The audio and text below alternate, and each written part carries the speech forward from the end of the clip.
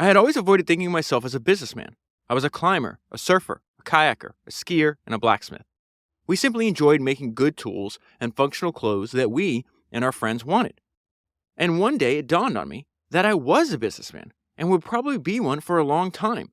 It was also clear that in order to survive at this game, we had to get serious. I also knew that I would never be happy playing by the normal rules of business. I wanted to distance myself as far as possible from those pasty-faced corpses in suits that I saw in airline magazine ads. If I had to be a businessman, I was going to do it on my own terms. One of my favorite sayings about entrepreneurship is, if you want to understand the entrepreneur, study the juvenile delinquent. The delinquent is saying with his actions, this sucks, I'm going to go do my own thing. Since I had never wanted to be a businessman, I needed a few good reasons to be one. One thing I did not want to change, even if we got serious. Work had to be enjoyable on a daily basis. We all had to come to work on the balls of our feet and go up the stairs 2 steps at a time. We needed to be surrounded by friends who could dress whatever way they wanted, and even be barefoot. We all needed to have flex time to surf the waves when they were good, or to ski the powder after a big snowstorm, or to stay home and take care of a sick child. Breaking the rules and making my own system work are the creative parts of management that is particularly satisfying for me. The original intent for writing Let My People Go Surfing was for it to be a philosophical manual for the employees of Patagonia. We have always considered Patagonia an experiment in doing business in unconventional ways. None of us were certain it was going to be successful, but we did know that we were not interested in doing business as usual. We have survived and even thrived for close to half a century. Ironically, we have become the large company that we never dreamed of nor wanted to become. It took 15 years to write this book because it took that long to prove to ourselves that we can break the rules of traditional business and make it not just work, but work even better, especially for a company that wants to be here for the next 100 years. That was an excerpt from the book that I just reread, and the one I'm going to talk to you about today, which is Let My People Go Surfing, The Education of a Reluctant Businessman, and it was written by Yvon Chouinard. I first read this book over 5 years ago. It was originally episode 18 of Founders. Out of the hundreds of founders that I've studied so far for the podcast, Yvon is definitely one of my favorite founders. You can tell just from that excerpt, like his insistence on living life and building a company that reflects his personality and his philosophies, regardless of what other people think he should be doing, is one of the most admirable traits that a founder can have. So I want to jump right into his early life. Most of the book is, and I hope I can convince you to buy the book. It's absolutely excellent. Most of the book is really his philosophy of building the company, the history of the company. So that's where I'm going to spend most of my time today. I do want to pull out a couple ideas from his very early life before we jump into the beginning of like the prehistory of Patagonia, which is going to be him starting the Chouinard Equipment Company. But he talks about his dad, and we see the things that he admired about his dad influence his approach to his work that he still continues to this day. He's 83, I think, at this time, and he's still working. He says, my father was a tough French-Canadian from Quebec. Papa completed only 3 years of schooling before he had to begin working on the family farm at the age of 9. In later years, he worked as a carpenter, electrician, and a plumber, in addition to reading this book for the second time. And I probably read my highlights from this book, I don't even know, maybe 20, 30, 50 times over the years. I also re-listened to, Yvon did this fantastic interview on the MeatEater podcast. I'll leave a link down below, but it's a MeatEater episode, I think 188, Yvon Chouinard on Belonging to Nature. I've listened to that episode 4 or 5 times at minimum. And the reason it goes so well together is because he gives added context in that interview, that podcast interview, of stories that are in the book. But what he said in that interview, what was interesting, and something he admired from his father, he says, my old man was a tradesman. He could build a whole house himself. So this like relentless, extreme level, Yvon has like this relentless, extreme levels of self-reliance and resourcefulness. He had it from an early age, and he definitely used his high levels of resourcefulness to build a successful company, which is going to come out multiple times in the book. So he says, my dad could build a whole house himself, and this is what he learned from his father. I believe I inherited his love of hard physical work and an appreciation of quality, particularly of fine tools. So that word quality appears over and over again. But I would say Yvon's North Star is the quality of the product that you're making. It's what he spends the most time in the book talking about. That is a goal and a path that he refuses to deviate from. In fact, later in the book, there's this great quote. I think I'll share it later, but I'm going to read it to you now as well. He says, the first part of our mission statement, make the best product, is the cornerstone of our business philosophy. Make the best is a difficult goal. It doesn't mean among the best or the best at a particular price point. It means make the best, period. And so we go back to where we were in the story. We're saying, hey, this deep appreciation for quality actually came from my father, the love of physical hard work. And then he shares this crazy story. One of the most profound memories of my early childhood was seeing him sitting in the kitchen, drinking a bottle of whiskey and proceeding to pull out some of his teeth with his pliers. He needed dentures, but thought the local dentist was asking too much money for the part of the job he could just do as easily himself. And then the writing in this book is very simple and easy to understand. I'm just going to pull out like 3 sentences from his high school years that tell you everything about who he was in high school. High school was the worst. I was always in detention. I often had to write lines like, I will not 500 times or so. So, I will not curse, or I will not, skip school, whatever it is. But this goes back to his resourcefulness. As a budding entrepreneur, I would take 3 pencils and line them up with sticks and rubber bands so I could do 3 lines at once. I learned at an early age that it's better. So he's talking about he was never interested in playing organized sports like baseball and football. He'd rather be out in nature, climbing rocks, climbing mountains, kayaking, surfing. And he says, I learned at an early age that it's better to invent your own game than you can always be the winner. And when I got to this section of the book, it reminded me of, it might be the best, it's probably the best paragraph in the entire book. If you really want to know who he is as a person, I'm going to read it later, but I'm just going to read it now because it's hilarious. I'm actually quoting. So usually when I read these books, I read something, it's like, oh, it makes me think of this other book. It's like, I'm reading this and it made me think of other things he says later in the book. I've read this paragraph, I don't even know, 50 times, something like that. It's hilarious. And this is really going to tie into what he says. It's like, I'm just going to invent my own game.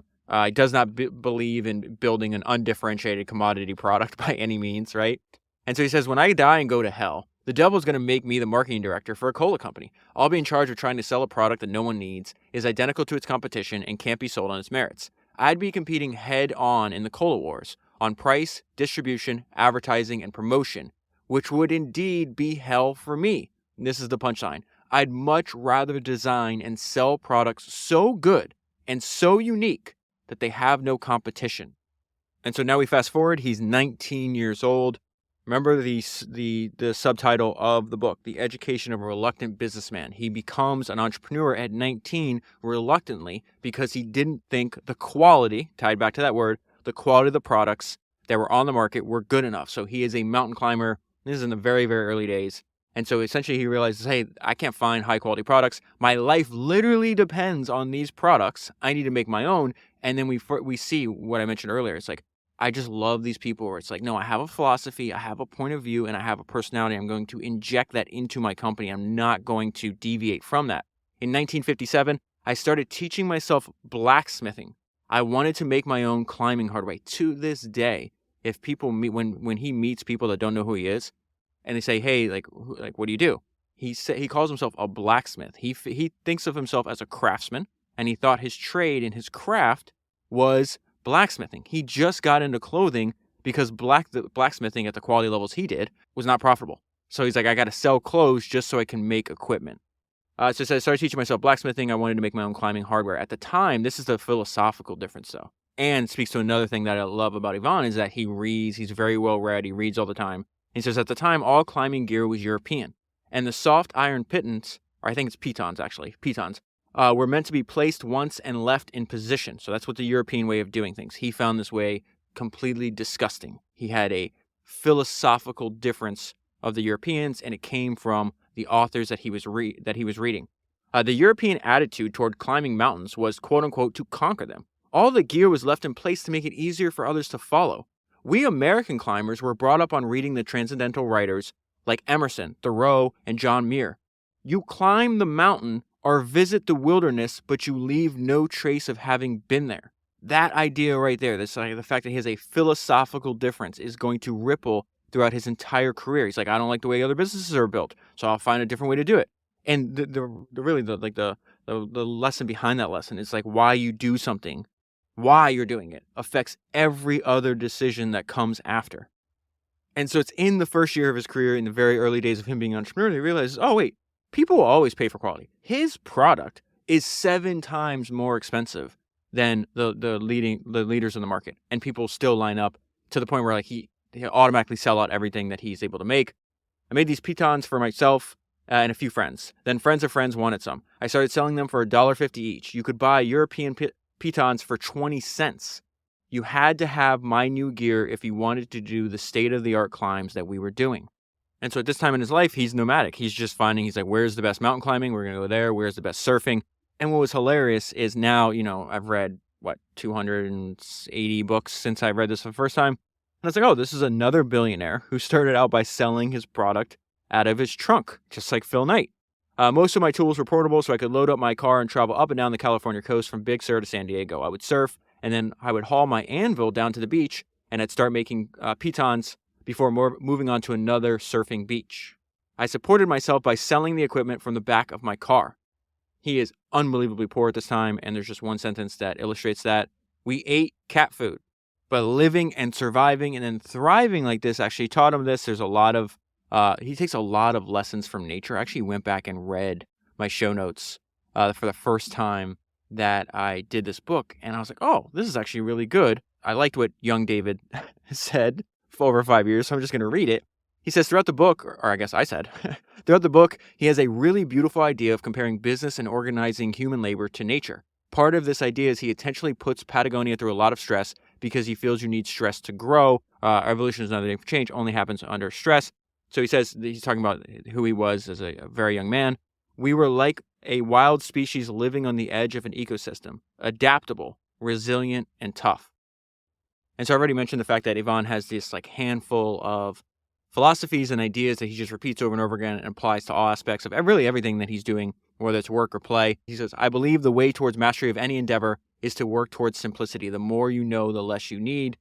And so we're getting, again, this is, we're probably 2 decades, maybe a decade and a half from the beginning of Patagonia. Actually, let's see. He starts his equipment company in 1957 and then Patagonia 1973. So yeah, it's about 15 years. But the point here is that he has always been, and still is obsessed with simplicity and quality. And so he says quality control was always foremost in our minds because if a tool failed, it could kill someone. And since we were our own best customers, there was a good chance that it would be us. And this goes back to what he is reading is influencing the building of his company, which I love. It literally gives me goosebumps. He says our guiding principle design stem from, I'm going to actually not even attempt to pronounce this person's name. I actually have one of his books. He's a writer and also one of a pioneering aviator, actually. He wrote Little Prince.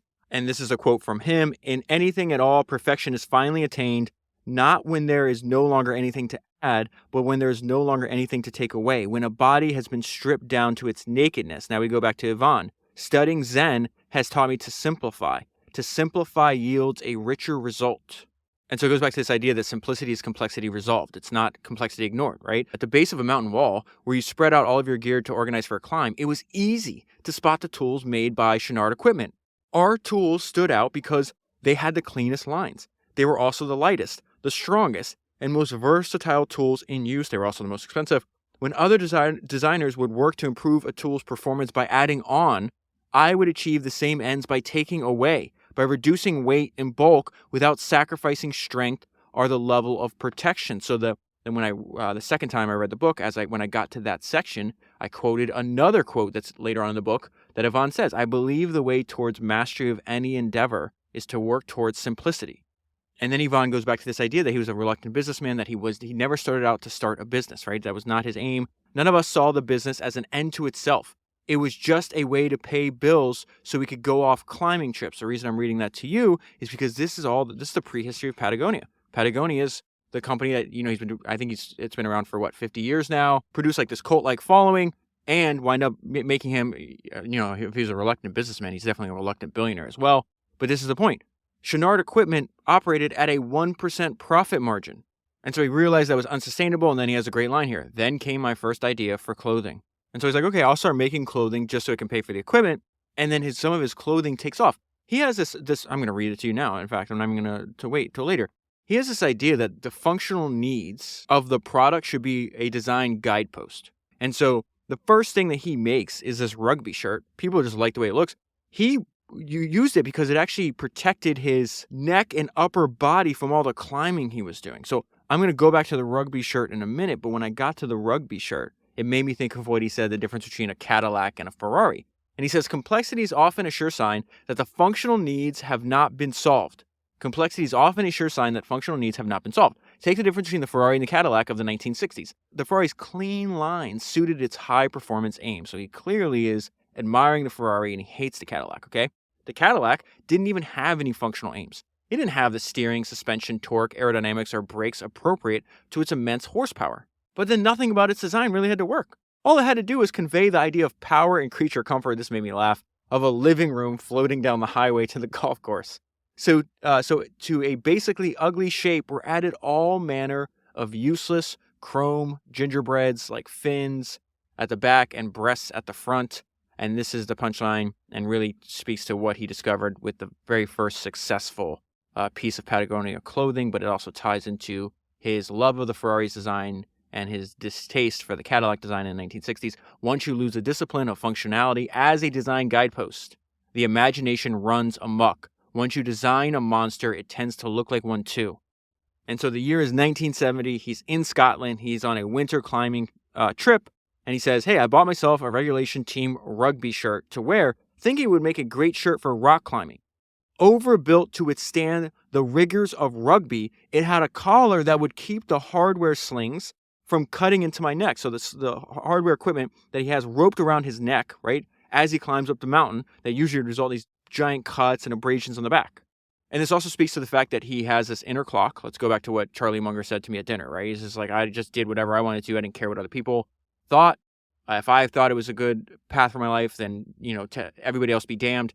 He calls that inner clock. Warren Buffett calls it inner scorecard. Yvon has that. He's had his whole life. He still has it to this day. But his whole point is just like, no one else was wearing the rugby shirt mountain climbing. He didn't say, what happens? It's like, if I put this on, what will other people think? He doesn't give a shit what other people think. So he says, I wore it around climbing, and then all my friends asked where they could get one. So he starts ordering these shirts. He said, I could not keep them in stock. They sold out immediately every time we got them. And then this is where he realizes, I have a business here. I began to see clothing as a way to help support the marginally profitable hardware business. At the time, we had about 75% of the climbing hardware market, but we still weren't making much of a profit. And so remember at the very beginning of the book, he's like, listen, this book took 15 years to write because I was insistent on running a business my own way. It took time for me to prove that my ideas were actually valid. And so a lot of this, like the book is not that long, so maybe not a lot, but there's several pages of detail. Like they're just in pain because they're like, I've never run a clothing company before. And so I just want to pull out a couple quotes to give you a good idea of what's happening. It's funny how much, I wrote down fighting with the bankers like Phil Knight and Walt Disney, and then getting an offer from the mafia, which is hilarious. So they start the clothing company, and they're going to run Chouinard equipment at the exact same time. I think there's an overlap of like 10. I think he said he starts Patagonia in 1973 and then sells off the equipment company, I think in the late 80s. So maybe 15, almost 20 years there. But what happens is the clothing is so popular and so differentiated, and it sells so quickly that they can't keep up with the demand, and their bankers aren't helping them. This is exactly like if you read Shoe Dog, Phil Knight talks about this a lot in the early days of Nike. So he says, because we've been growing so quickly and we were still not very profitable, we had a severe cash flow problem. We learned the hard way that there was a big difference between running a blacksmith shop and being in the rag business, the clothing business. At one point, our accountant even introduced us to a mafia connection who wanted 28% interest. So they're striking out trying to get banks to lend them money is what he's talking about. And this one line is a great summary to give you an idea of what's happening. There were a lot of acid stomachs and sleepless nights. So something that he did forever is just hire a CEO. And because he believes in this in MBAs, which is management by absence, and I'll get to that in a minute. And so I think over their 40-year history, I think they've had 7 different CEOs. And so one of the first CEOs is Chris McDivick Tompkins, and she has this great description of Yvon, right, where he just essentially says, "Okay, you're hired. I'm going off," because he would go off constantly. He would never want to be in the office. He's constantly surfing, climbing mountains, going on these extreme risk sports, going all over the world, but he's his own first customer. So he's the one that says, hey, I need equipment to survive in the cold, or I need equipment to, climb this mountain. And so he uses like his first person experience and then goes back to the team and they design, like he's the first customer. So they design the highest quality gear for the risk, he calls them risk sports for what he's doing. But there's something that's happening at this point. This is in the 1970s. And so she's hired, but at the same time he puts her in charge, they're having all this like difficult financing issue. They don't know what to do. And she does something that's really smart. This is also something I learned from Steve Jobs as well. And this is what Chris says. She goes, Yvon didn't want to run the company. He wanted to climb and surf. So he gave me the companies and said, here's Patagonia, here's Chouinard equipment. Do with them what you will. I'm going climbing. And so what she does here is exactly what Steve Jobs did when he was a kid and throughout his entire life. The way I would summarize this quote that I'm about to read to you is that Steve Jobs believed that asking for help is a superpower. And so Steve said, I've never found anybody that didn't want to help me if I asked them for help. I called up Bill Hewlett, the founder of HP, when I was 12 years old. He answered the phone himself. I told him I wanted to build a frequency counter. I asked him if he had any spare parts I could have. He laughed and laughed and laughed. He gave me the parts and he gave me a summer job working at HP on the assembly line, putting together frequency counters. This is the punchline. I have never found anyone who said no or hung up the phone. I just asked. Most people never pick up the phone and call, and that is what separates the people who do things versus the people who just dream about them. You have to act. Chris acted. So she has no experience. They don't hire anybody. He calls them dirtbags, which it's not a pejorative. It's like a compliment. Like they're all dirtbags. So like people that just love to be outdoors and they're just doing it for they're missionaries, right? And so these people have no business training at all. And they're just like, okay, well, what do I do here? And this is what Chris says. She says, I had no business experience, so I started asking people for free advice. I just called up presidents of banks and said, I've been given these companies to run and I have no idea what I'm doing. I think someone should help me. And they did. If you just ask people for help, if you just admit that you don't know something, they will fall all over themselves trying to help. That is exactly, Chris is discovering in the 1970s. This is exactly what Steve Jobs said when he was a kid. And I think he was, this a quote actually was transcribing from an interview that he did. It's called like the Lost Interview. And it was right before he came back to Apple in the late 1990s. And so before I go back to this idea about the importance of the founder being their first company, like the first customer, right? And there's so many innovations. The book is full of innovations that come directly from Yvon's experience, right? He loves what he's doing. There's a fantastic quote, or a fantastic little story that's just in this, the book is he not only did he not run a business like anybody else, he didn't write a book like anybody else.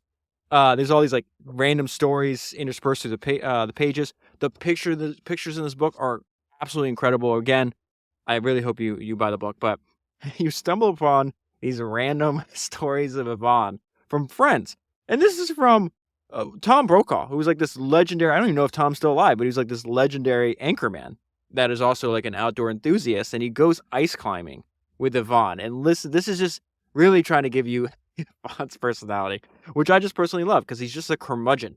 But he's a lovable curmudgeon. He's not trying to hurt anybody else. He was prompted with the question, Tom is prompted with the question, what was your single toughest climb? He says, probably with my friends, including Patagonia founder Yvon Chouinard, we did a glacier on Mount Rainier. I had never really done ice climbing before, and they gave me a 30-second lesson in crampons and ice axe use. At one point, we were going across a very steep patch of black ice, and if you slipped, you would have gone down about 1,000 feet. I said to Yvon, we should rope up here. And he said, no way. If you go, then I go, and I don't want to do that. This is like catching a taxi in New York City on a rainy day. It's every man for himself. And then now Tom says, it's been helpful for me. It's been helpful to me to be Yvon's friend. He makes me think about things in new ways. And so then we go back to this idea about the importance of being your own best customer. Yvon is there, like, now they have a very sophisticated R&D department, but at this point, he is the R&D department. This is what I mentioned. The book is full of innovations like this. They all originate from the same place. Be your own first customer. That's a note. This is what prompted that thought. It does no good, though, to wear a quick drying insulation layer over cotton underwear, which absorbs body moisture and then freezes. So in 1980, we came out with insulating long underwear made of polypropylene, a synthetic fiber that has a very low specific gravity and absorbs no water. And the reason that's so interesting to me is because he says, I'm a confirmed Luddite. He not only does not have a phone, he doesn't use a computer, he doesn't like electricity. He like literally is caught like scared of electricity.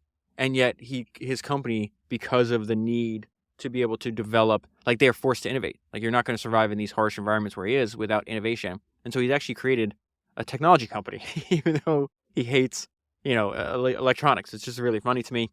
This is still the same page. So it just continues on. But they do something smart. It's like, okay, so I'm innovating because I'm my own best customer. That's smart.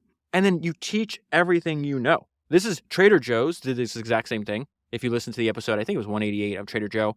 The main driver was not advertising, say, hey, we're Trader Joe's, you can buy stuff here. There's this thing called the Fearless Flyer, which essentially just like goes into deep detail about the things they sell. It's educational, informational. And then therefore, if you're reading, the people that finish that and read the whole thing, they're going to buy the products. And so you see Patagonia uses that exact same idea here. Using the capabilities of this new underwear as the basis of a system, we became the first company to teach the outdoor community through essays in our catalog the concept of layering. And very much like Steve Jobs used his own personal taste to decide what products Apple should manufacture, Yvon does the same thing with Patagonia. He's like, listen, you cannot wait until you have all the answers before you act. I had faith that the product was good, and I knew the market. And that concept, that idea, he repeats throughout the book. Let me read. This is something that comes along later as well. That's just absolutely fantastic. He says, there are different ways to address a new idea or project. If you take the conservative scientific route, you study the problem in your head or on paper until you're sure there's no chance of failure. He's not going to do that. However, you have taken so long that the competition has already beaten you to market. The entrepreneurial way is to immediately take a step, and if that feels good, take another. If not, step back. Learn by doing. It is a faster process. And what I love here is this is a feeling you and I have probably both experienced, right? Where he's a reluctant businessman. He never wanted to start a business. But when you start something and people start loving it, that's like the greatest high in the world. And there's like this excitement around growth, right? The fact that the idea is working, and he's experiencing that here. From the mid-1980s to 1990s, our sales grew from $20 million a year to $100 million a year. Melinda, that's his wife and co-founder, and I were not personally any wealthier because we kept the profits in the company, but the growth was exciting. And so one of the ways they kept the profits in the company was by insisting on doing things their own way. So his wife is like, hey, I know what it's like to have children. Like, we are going to pay for and provide childcare in our company. So if you're working, I think they give both maternity and paternity leave, and they did this like decades before other people did. But then not only that, when you come back with your baby, like you could be working and it's on site. So if you want to come down and like breastfeed, or if you want to come down and read a story or take a nap with your son or whatever the case is, they do that. And they just do it because like no one else was doing it at the time. They said now a lot of their suggestions have actually been like put into law, but they're just like, we're doing this because we believe that it's right and we trust our own judgment. We opened at Melinda's insistence an on-site childcare center. At the time, it was one of only 120 in the country. Today, there are more than 8,000. The presence of children playing in the yard or having lunch with their mothers and fathers in the cafeteria helped keep the company atmosphere more familial, more like a family. I can't even pronounce that word. More like a family than a corporation. And so as a result of all this growth, we see this is one of my favorite parts of the book. It's like, he's been in business for like 2 decades now. And he's still like, do I actually know? Do I truly know why I'm doing what I'm doing? And we see that like it takes a lot of self-reflection to realize like, oh, maybe I say I do, maybe I actually don't. So it says the company was growing at a rate that if we sustained it, it would make us $1 billion company in a decade. To reach that theoretical $1 billion mark, we would have to begin selling to mass merchants or department stores. This challenged the basic design principles that we had established for ourselves as the maker of the best hardware. Can a company that wants to make the best quality outdoor clothing in the world, remember his North Star is all about not the best at a price point, not one of the best, like the best period, right? So that's what he's talking about here. Can we actually make the best outdoor clothing in the world be the size of Nike? This is one of my favorite sentences I've never forgotten in the 5 years since I've read the book the first time. Can a 10-table, 3-star French restaurant retain its 3rd star when it adds 50 tables? Can you have it all? This question haunted me throughout the 1980s as Patagonia evolved.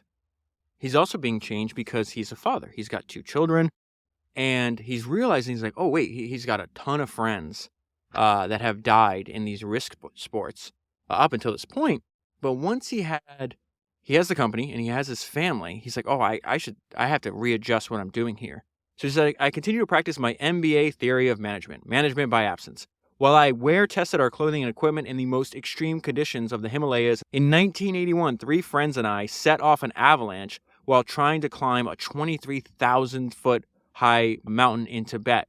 We were carried for 1,500 feet and stopped 30 feet from an edge of a 300-foot vertical cliff. One of my friends died from a broken neck. Another had a broken back. I had a concussion and broken ribs. I had never had much interest in climbing mountains over 25,000 feet, and now with this accident having 2 young children, my interest waned even more. I was the outside guy, responsible for bringing back new ideas. A company needs someone to go out and get the temperature of the world. So for years, I would come home excited about ideas for products, new markets, or new materials. And so what I realized by reading the book the second time is like this constant repetition of simplify, simplify, simplify comes because it was a mistake that he made by letting it get complicated. So all this, what I'm describing, he was having at the exact same time. And he's like, okay, I need to find out, I need to know my why. We're growing too fast. This is getting too complicated. I could build a business that I don't want to be in anymore. And his whole thing is like, I just want to be in Patagonia forever. And not only do I want it to be in forever, it's like, I want it to live and survive after I'm dead. He ends the introduction saying, hey, I hope the company's here for another 100 more years after I'm gone.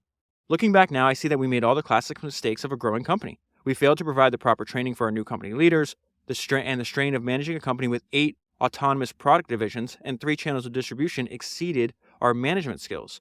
Our organization chart looked like a Sunday crossword puzzle. This is about the pain, right? The pain and the struggle and the sleepless nights and the acid stomachs. The company was restructured 5 times in 5 years, and no plan worked better than the last one. And so then he realizes, let's try to get a different perspective. They go and talk to this guy. They hire a consultant. And this is actually funny because he's like, okay, we're going to fly down to Florida. We're going to see this guy named Dr. Michael Kami, who actually ran strategic planning for IBM and was credited with help turning Harvey Davidson around. That's how Yvon had heard about him. So they fly down and they actually meet him. And he's a small man in his 70s with a lot of restless energy. And he lives on an enormous yacht and he wears a captain's hat. And so he's like, okay, before I could help you, I need to know why you're in business. I told him the history of the company and how I consider myself a craftsman who just happened to grow a successful business. I told him I'd always had a dream that when I had enough money, I'd sail off to the South Seas looking for the perfect wave. We told him the reason that we hadn't sold out yet, and they got a bunch of acquisition offers and retired, was that we were pessimistic about the fate of the world and felt a responsibility to use our resources to do something about it. Dr. Kami thought for a while and then said, I think that's bullshit. If you're really serious about giving your money away, you'd sell the company for $100 million, keep a couple million for yourselves, and then you'd put the rest in a foundation. That foundation could then give away $6 or $8 million every year. I then told him I was worried about what would happen to the company if I sold out. And then he said, so maybe you're kidding yourself about why you're in business. It was as if the Zen master had hit us over the head with a stick, but instead of finding enlightenment, we walked away more confused than ever. And so this goes on page after page after page. But this is one sentence I double underline because it's essentially what he's searching for. I was still wondering why I was really in business. And the crazy, unexpected, surprising way he finds the answer to his why, he actually decides to involve the rest of the people in his company. He decides, okay, we need to write down, this is very common. You probably have already done this in your work and your business as well. But you write down, you need written word on what your philosophy is, what are important to you, and what are the cornerstones of of your business building philosophy, right? So you can share with other people in the company. So that is a very un-Yvon-like thing to do, and yet he got such great value out of it. Because I think some people hear that oh, it's really skeptical, how helpful could that be? And so what he does is they start writing it down. He's like, okay, well that's not good enough. We're gonna write it down. That's the first step. That's the least we can do. But then we're going to teach, and we're going to teach, and we're going to teach, and we're going to teach philosophy classes, company philosophy classes to everybody else in the company. Now, why is that important? Because in teaching his employees his company philosophy, he learned it himself. And of course, it's in his own unique way. I began to lead week-long employee seminars in these newly written philosophies. I realized now that what I was trying to do was to instill in my company, at a critical time, lessons that I had already learned as an individual, as a climber and a surfer and a kayaker and a fisherman. I had always tried to live my life fairly simply. But remember, he just talked about our freaking organizational structure looks like a Sunday crossword puzzle. How did we let this happen? Doing risk sports had taught me another important lesson. Never exceed your limits. You push the envelope and you live for those moments when you're right on the edge, but you do not go over. You have to be true to yourself. The same is true for business. The sooner a company tries to be what it is not, the sooner it tries to have it all, the sooner it will die. It was time to apply a bit of Zen philosophy to our business. And so at these company meetings, this is something I never even would think to do. He says, I did know that we had become unsustainable And then we had to look to the Iroquois, so the Iroquois Native Americans, and their seven-generation planning. And so again, his whole thing is like he looks for the long term and he wants his company to last. So at these meetings, he says, we're going to look to the Iroquois and their 7-generational planning and not to corporate America as models of stewardship and sustainability. As part of their decision process, the Iroquois had a person who represented the 7th generation in the future.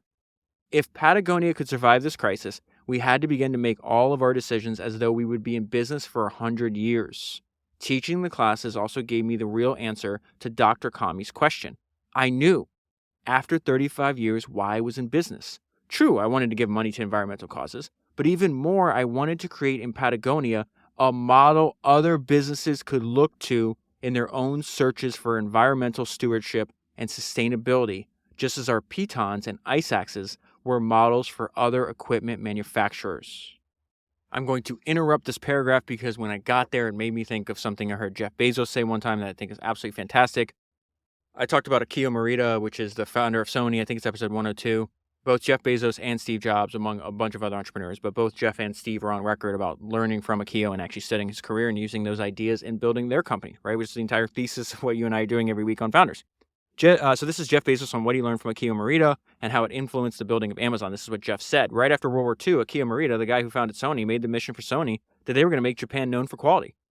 And you have to remember that this was a time when Japan was known for cheap copycat products. And Morita didn't say that he was going to make Sony known for quality. He said we're going to make Japan known for quality. He chose a mission for Sony that was bigger than Sony. Is that not? And now I'm interrupting an interruption to tie this back to what he just said. He's like, he just picked a mission bigger than Patagonia. Let's go back to what Jeff is saying.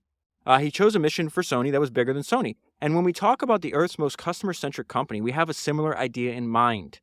We want other companies to look at Amazon and see us as a standard bearer for obsessive focus on the customer, as opposed to obsessive focus on the competitor. Back to where we are in the book. I remembered again how I had become a businessman in the first place. That I had come home from the mountains with ideas spinning in my head on how to improve each piece of clothing and equipment I used. Teaching the classes, I realized how much Patagonia as a business was driven by its high-quality standards and classic design principles. Having our philosophies in writing, as well as the shared cultural experience of the classes, played a critical role in our turnaround. And so during this crisis, I think this is the last serious crisis the company had. I don't think they've had another serious crisis like this in the next 25 years. But what he realized is we have to, this was the lessons and the learnings and the improvement of our capabilities that came out of this crisis were so important. We have to maintain this. We need to, if there's no stress, we're going to create stress. We're going to induce stress. He has this concept I've never heard of before, which is excellent. It's called yarak. I'm going to read it to you. Before I read it to you, I'm going to tell you, I'm going to quote Yvon later in the book. And he talks about, he says this at the beginning of the book, he says this towards the end.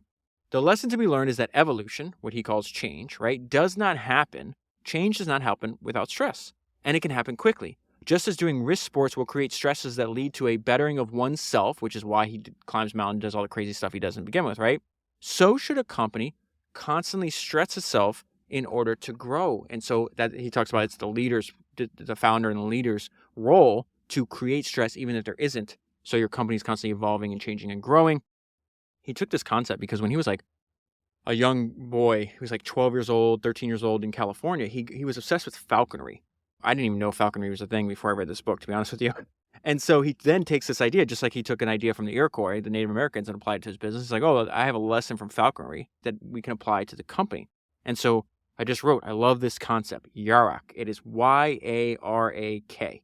And so it says, for the most part, the big problems have been solved, and there were no crises except those that were invented by management to keep the company in yarak. For the most part, the big problems have been solved, and there were no crises after what we just went through, except what was invented by the management to keep the company in yarak. What is yarak? Yarak is a falconry term, meaning when your falcon is super alert, hungry, but not weak, and ready to hunt. So Yvon is telling us, keep your company super alert, hungry, but not weak, and ready to hunt. That is one of my favorite ideas in this entire book, and it was something I missed. I missed the importance of that the first time reading the book.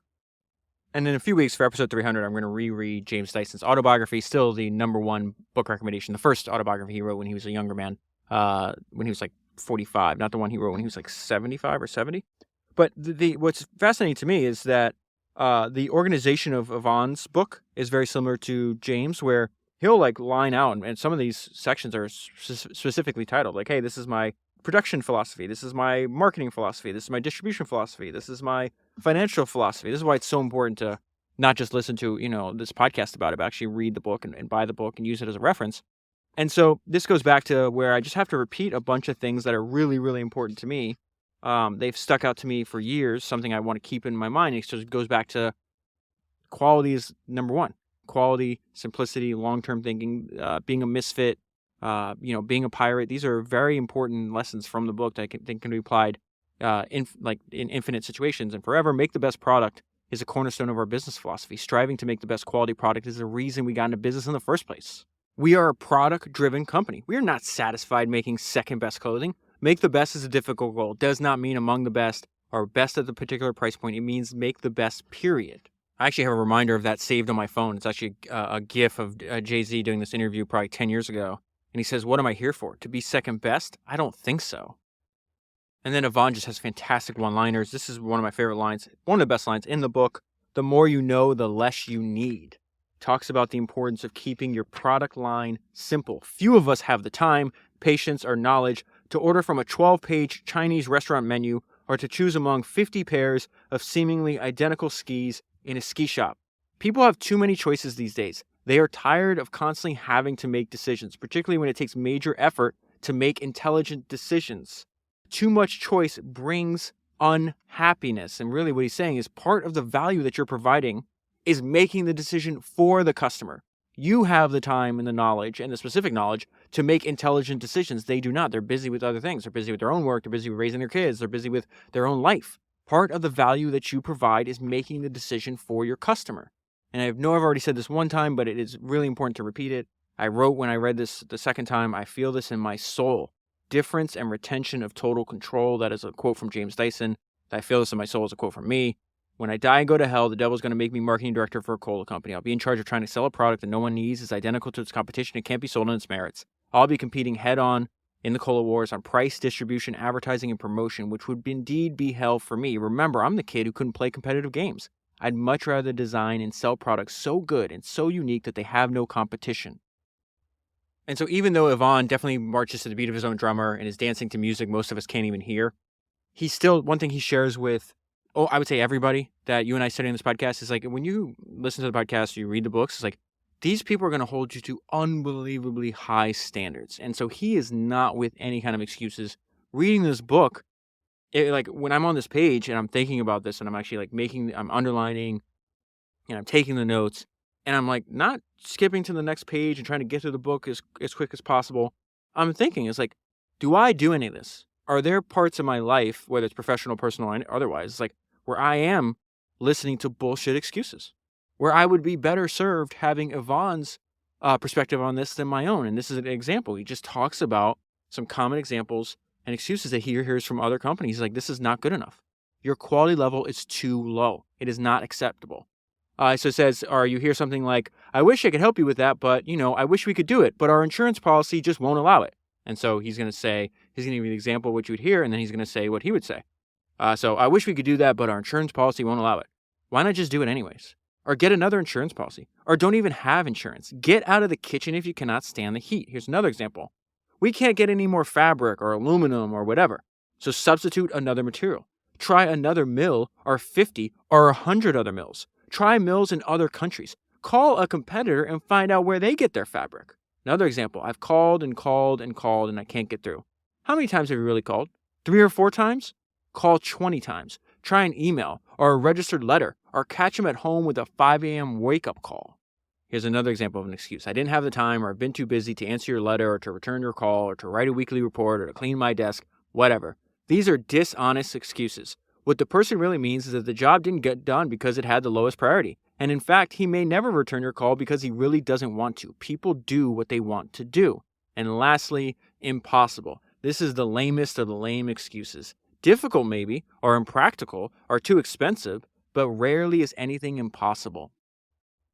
And then another reason I recommend this book so highly is because he just conveys these ideas and it doesn't take a long time. He's not, if he can convey the idea in a sentence or a paragraph, he's going to be able to convey that idea in a sentence or a paragraph and not take an entire chapter. And so this jumped out at me. This is something I missed the first time, where he's like, oh, high quality people who he's targeting with his products, right? He's like, high quality people want specialization. This is going to echo what Johnny Ive learned about Steve Jobs when Steve Jobs came back to Apple in the late 1990s. He says, by carrying a little bit of this and a little bit of that, these stores, meaning his competitors, have evolved into non-specialty stores. That would be okay if your average outdoor store customer had average tastes and an average mentality. But we are talking about smart people with money and not much free time. In most cases, the consumer has far outgrown the capabilities of average outdoor stores to service them. And you can summarize that entire idea with high quality people want specialization. This is a quote from the biography of Johnny Ive that I read back on Founders episode 178. Jobs didn't want to compete in the broader market for personal computers. Yvon does not want to compete in the broader market for outdoor wear or outdoor activities. He is specialized, right? These companies competed on price, not features or ease of use. Jobs figured theirs was a race to the bottom. Instead, Steve argued there was no reason that well-designed, well-made computers, just like Yvon is arguing here, that well-designed, well-made clothing couldn't command the same market share and margins as a luxury automobile. A BMW might get you to where you're going in the same way a Chevy that costs half the price does, but there will always be those who will pay for a better ride in a sexier car. Why not make only first-class products with high margins so that Apple could continue to develop even better first-class products? And then he talks about his marketing philosophy, and I actually realized there's ideas spread over probably 50 different pages that all kind of relate to each other. So I'm going to get into nonfiction marketing in a minute, and really I think an important part of the nonfiction marketing is that teaching. If you teach the sales, if you focus on teaching your customers, sales will take care of themselves.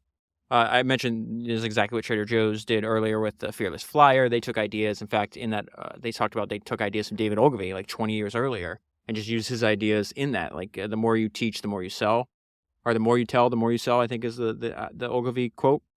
So he's talking about the mail order catalog, but he says the mail order catalog has always been our soapbox and enables us to transmit information about Patagonia's philosophies and products directly. My first principle argues that selling ourselves and our philosophy is equally important to selling the product. So his form of selling there is education. And so they're doing that not only on their own properties, on their website, on their catalogs, in their stores, but then they go and spend money enabling other people to teach their customers. Patagonia catalogs have printed field reports. These are brief essays about experiences in the wild by writers and friends. And these are some famous writers and outdoorsmen. There's 6 listed here. And in addition to that, we have commissioned and printed environmental essays and documentaries, and then he lists another 6 or 7 other people as well. He's just okay, that is a form of education. You could also argue it's a form of advertising and public relations, but the education and the teaching comes first. And if you do the education and teaching first, then the sales will come naturally. Later on, this is all spread over many, many pages. I did not understand this the first time I read the book, but you see that pop up, and I'm glad I left notes on all these different pages and then reread them last night before I sat down to talk to you today, and I was like, oh, shit, there's a pattern I missed. Our approach to public relations is aggressive. Advertising, as I mentioned, rates dead last as credible source of information. His whole point is just don't advertise, say, hey, this is what I have, buy it from me. His point is if you teach, inform, and inspire, and you do so relentlessly, the sales will follow. Teach, inform, and inspire, do so relentlessly, and the sales will follow. That's an excellent idea. And it ties back to how he opens the marketing philosophy portion of the book. This is an idea I did not miss the first time, and I love it. It's called nonfiction marketing, and I bet everything on this, that people crave authenticity. We hate this fake shit that companies do. Our branding efforts are simple. Tell people who we are. We don't have to create some fictional character like the Marlboro Man or a fake responsible caring campaign like Chevron's We Agree advertising campaign. This is so good. Writing fiction is so much more difficult than nonfiction. Fiction requires creativity and imagination. Nonfiction deals with simple truths. Patagonia's image arises directly from our values and passions of its founders and employees. You cannot make it into a formula. In fact, because so much of the image relies on authenticity, a formula would destroy it. Amen. Without a formula, the only way to sustain an image is to live up to it. Our image is a direct relation of who we are and what we believe. And I would also argue this authenticity right, is a form of resourcefulness. When they started doing this, they would take like pictures, like he's producing clothing for God's sake. So you take pictures, or you get models, you hire people, or in case where you didn't have any money, be friends, and they would just snap a picture. And he's like, yeah, but that's like, it's a staged photo. This doesn't make any sense. And so there's the form of resourcefulness is the fact that that humans crave authenticity, they respond to it. And then they're not necessarily just identifying with the company, but they're like, oh, like they're your customers. If you have, like, if you are actually an authentic brand and company, your customers want to help you. And so the form of resourcefulness, how this all ties together, is the fact that like Yvon had an idea one day, he just popped into his head. He's like, well, we're spending all this money, we're hiring models and we're taking photos and everything, and this doesn't really look good. It's not really authentic. What if we just put a line? They put a line in their catalog and says, we're going to collect photos from our customers of real people doing real things. We put a notice in our catalog for our customers to capture a Patagoniac. I guess it's a line for the people that really love Patagonia, the brand. And we were inundated with photo submissions from our customers and photographers, photos of real people doing real things that they gave you for free. So that's what I mean about the resourcefulness. I mean, he might have 2,000 and he only needs 4 or 5. So they're going to be high quality because he gets so much inbound from that. It's free, and it's your customers want to do that because they're responding to your authenticity and your non-fiction marketing. So then Yvon takes his love of simplicity and applies it to his financial philosophy for running the business. And he says, our mission statement says, and this is also going to remind me of something that Steve Jobs said as well, our mission statement said nothing about making a profit. In fact, our family considers our bottom line to be the amount of good that the business has accomplished over the year. It's still family business. I think he just gave it ownership to like a trust. I'm not sure if that takes place, or if it had already taken place, or if it happens when he dies. But he says, however, a company needs to be profitable in order to stay in business and to accomplish all its other goals. And we do consider profit to be a vote of confidence, that our customers approve of what we are doing. We have to be profitable because the profit keeps the company in business, right? And he has a funny line here. It's okay to be eccentric, and he knows his ideas on business are eccentric. So he says, it's okay to be eccentric as long as you're rich. Otherwise, you're just crazy. At Patagonia, making a profit is not the goal. But as the Zen master would say, profits happen when you do everything else right. There's this fantastic book called In the Company of Giants. I think it's episode 208 of Founders. It's printed in 1987.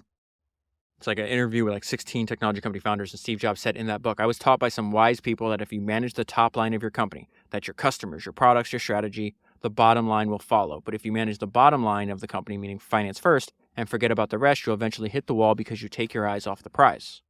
And so then he ties in the fact that if you have a high quality product and you control your costs, then you can't help but make a profit. Our profits are directly tied to the quality of our work and our product. A company that doesn't take quality seriously will attempt to maximize profits by cost cutting, increasing sales by creating artificial demand for goods, and hammering the rank and file to work harder. Quality, not price, has the highest correlation with business success. That's so important. Let's repeat it twice. Quality, not price, has the highest correlation with business success. Companies with high product and service quality reputations, have an average return on investment rates 12 times higher than their lower quality and low price competitors. Whenever we are faced with a serious business decision, this is the most important sentence in this entire section, in my opinion. Whenever we are faced with a serious business decision, the answer almost always is to increase quality. And to prove the point that repetition is the mother of all learning, he says it again. We never wanted to be a big company. We want to be the best company. And it is easier to try to be the best small company than the best big company. We have to practice self-control. Our goal is to have no debt, which we have achieved. A company with little debt or with cash in the kitty can take advantage of opportunities as they come up or invest in startups without having to go further in debt or find outside investors. That reminded me of what Charlie said Charlie Munger said when I had dinner with him.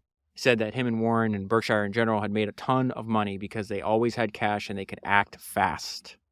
And then just to wrap up this section, this importance of quality, I actually underline this and I text my friend Rob Moore, who's the co-founder of the Human Lab podcast, because I'm always thinking about who are the smartest players on the board, and in terms of quality and execution, not only the quality of their product, but also how they think about their business. They're leading in this profession. And I've talked to them enough that it's like, this is clearly how I've tried to think, and this is how they already think. I can now imagine any company that wants to make the best product of its kind being staffed by people who do not care passionately about the product.